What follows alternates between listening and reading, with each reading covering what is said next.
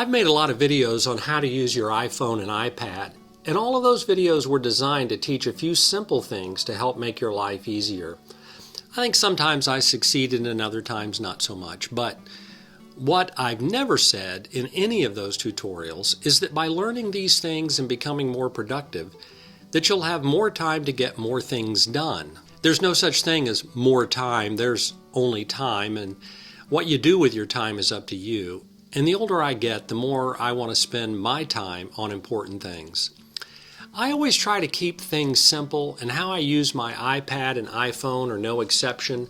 Most of my digital life fits into the Perah framework. Perah stands for Projects, Areas, Resources, and Archives. And in preparing for 2024, I've laid out this folder structure in the Notes app with these titles.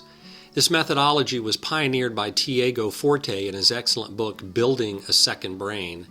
The main idea of the book is that rather than trying to remember every detail of your life in your brain, you capture and store what is important and then stop worrying about remembering it, knowing that you can go back and easily retrieve it if you need to. I found this approach to be incredibly powerful. I've touched on it a time or two in previous videos. And as you think about 2024, I encourage you to give this idea a go. If it doesn't work for you, you haven't lost much. But if it does, then you've found a framework that'll make the upcoming year a lot easier. When I've touched on this in prior videos, I always get questions from viewers like, what qualifies as a project and what do you mean by areas? Well, first, a project has a beginning and an end. It doesn't go on forever. I painted my kitchen cabinets a year ago. That was a project. I started in June and finished in early July, and it was a lot of work. But when I rehung the last cabinet door, the project was over. Second, a project has multiple steps. Washing the car or mowing the lawn is not a project. It's just, a chore you need to do.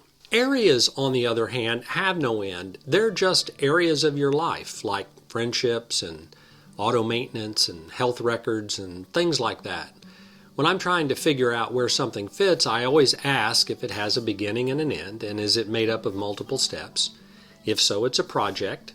And if it's not, is it something in my life that's important and ongoing, no end to it? If so, it goes into an area. Resources, though, are pretty simple. An example of resources might be appliance manuals, house ownership records, family history records, and things like that. And then lastly, archives are just where you put things that you may never look at again, but just don't want to get rid of. For example, I always put my completed projects in archives. And if you've got something that just doesn't fit into any of these categories, it might not be important enough to mess with. So far, I've not found anything important to me that didn't fit into one of these categories. Again, I'm preparing for the upcoming year, and to help maintain this Perah concept, I've tailored my reminders lists to mirror the projects I keep in Apple Notes. In fact, the names of the project lists in reminders are the exact same project names in Apple Notes. It just makes things so much easier for me if everything lines up.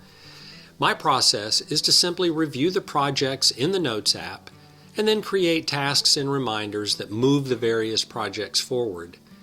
I do this review process once a week, and all of those one-off chores like mowing the yard, they go into the reminders inbox because, I still need to remember to do them. Since I keep all of my projects in a projects folder in reminders, when I tap on the folder, I can see all the tasks from the various projects at once. Usually there are too many things to try to get done within a week, so I just flag the important tasks I want to do next.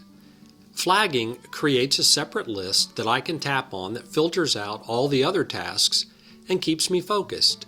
Then during the week, I just finish them off when I can. The point of all this, as I look into the new year, is that I just want to keep my digital life as simple as possible. At the end of the day, my iPhone, iPad, and even my Mac are just tools I use to accomplish a few useful things. I know I haven't begun to tap the full potential of these tools, but honestly, I'm not sure I'm all that interested in doing so. I'm pretty sure I won't be on my deathbed wishing I'd learned how to make a complicated shortcut that does 20 things with the tap of a single button, and I doubt if you will either. But having said that, It's important to review how you do things from time to time and then to figure out if there's a better way to do it in the future. And the beginning of a new year is a great time to do that. I can't think of any downside to living an organized life, even an organized digital life. I've learned the initial effort it takes to learn how to use the iPhone and the iPad is more than paid for over the long haul. You may not be able to make more time, but you can certainly free up time to do what you think is important.